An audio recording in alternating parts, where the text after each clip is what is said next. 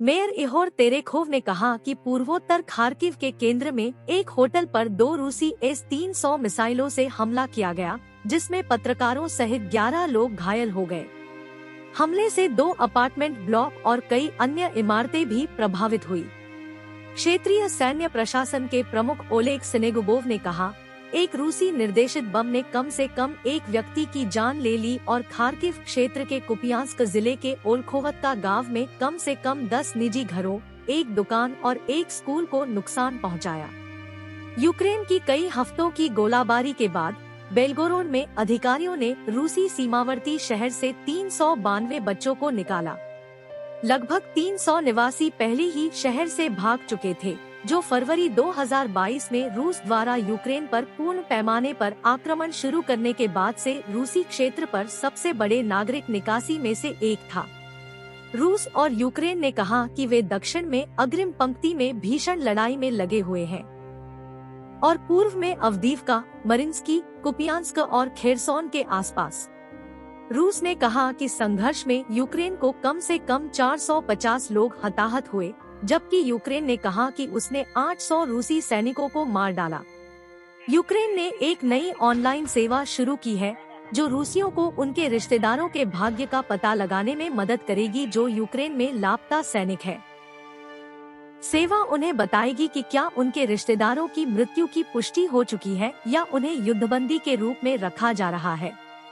Ukraine के राष्ट्रपति Volodymyr Zelensky ने पश्चिम से यूक्रेन को अधिक सहायता प्रदान करने का आग्रह करते हुए कहा कि रूस उनकी देरी का फायदा उठा रहा है। उन्होंने कहा कि यूक्रेन को अपनी हवाई सुरक्षा में सुधार करने और गोला बारूद का भंडार रखने की जरूरत है। लिथुआनिया में अपने लिथुआनियाई समकक्ष गीतानास नौसेदा के साथ बैठक के बाद ज़ेलेंस्की ने कहा, वह रूसी राष्ट्रपति व्लादिमीर पुतिन इस युद्ध को तब तक नहीं रोकेंगे जब तक कि हम उसे मिलकर नहीं रोकते। वह 3 बाल्टिक राज्यों के औचक दौरे पर थे। लिथुआनिया, लातविया, एस्टोनिया, मोल्दोवा अगले हो सकते हैं। अगले सप्ताह संयुक्त राष्ट्र एजेंसियां 2024 में यूक्रेन के लिए मानवीय सहायता के लिए $3.1 अरब का अनुरोध करेंगी। मानवीय मामलों के समन्वय के लिए संयुक्त राष्ट्र कार्यालय OCHA के संचालन और वकालत प्रभाग के निदेशक एडेम वोसोर्नो ने कहा कि युद्ध के कारण उच्च नुकसान हुआ है। मानवीय आवश्यकता के स्तर और उस वित्तीय सहायता को बनाए रखना होगा। पोप फ्रांसिस ने कहा कि उन्हें चिंता है कि दुनिया की यूक्रेन में रुचि कम हो रही है। यूक्रेनी ग्रीक कैथोलिक चर्च के नेता को लिखे एक पत्र में फ्रांसिस ने कहा कि उन्हें खेद है कि एक तेजी से दुखद अंतर्राष्ट्रीय स्थिति में यूक्रेन में युद्ध एक भूला हुआ युद्ध बन जाने का जोखिम है। नाटो ने महत्वपूर्ण सैन्य, आर्थिक और मानवीय सहायता के साथ यूक्रेन का समर्थन जारी रखने का वादा किया और 2024 में यूक्रेन को अरबों यूरो की अधिक क्षमताएं प्रदान करने की योजना की घोषणा की। नाटो महासचिव जेन्स स्टोल्टेनबर्ग ने कहा कि गठबंधन रूस के हमलों की कड़ी निंदा करता है और यूक्रेन की हवाई सुरक्षा बढ़ाएगा। संयुक्त राष्ट्र सुरक्षा परिषद ने रूस द्वारा यूक्रेन में उत्तर कोरियाई हथियारों के कथित उपयोग पर बहस की। रूस के संयुक्त राष्ट्र के राजदूत वसीली नेबेंजा ने कहा कि पश्चिमी राज्यों ने सत्र को रूसी विरोधी प्रचार करार दिया था, लेकिन इस बात को स्पष्ट रूप से खारिज नहीं किया कि मॉस्को ने यूक्रेन में उत्तर कोरियाई मिसाइलें लॉन्च की थी।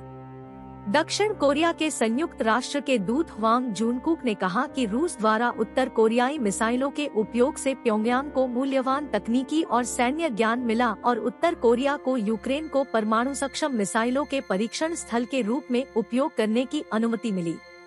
लिथुआनिया यूक्रेन को 200 मिलियन यूरो, लगभग $220 मिलियन मूल्य की दीर्घकालिक सैन्य सहायता के पैकेज पर सहमत हुआ। राष्ट्रपति नौसेदा ने कहा कि देश इस महीने गोला बारूद, जनरेटर और विस्फोट प्रणाली और फरवरी में M577 बख्तरबंद कार्मिक वाहक वितरित करेगा। AFP समाचार एजेंसी ने अधिकारियों के हवाले से कहा कि नाटो के सदस्य तुर्की, बुल्गारिया और रोमानिया गुरुवार को काला सागर को नष्ट करने के लिए एक प्रारंभिक समझौते पर हस्ताक्षर कर सकते हैं। रूसी नौसेना ने अपने आक्रमण के शुरुआती चरण में यूक्रेन के काला सागर तट पर खदानें लगाई। यूके के स्काई न्यूज ने सुरक्षा सूत्रों के हवाले से कहा कि ईरान ने यूक्रेन में उपयोग के लिए रूस के लिए एक नया हमला ड्रोन बनाया है और ऐसा लगता है कि वह मॉस्को को सतह से सतह पर मार करने वाली मिसाइलें देने के करीब है।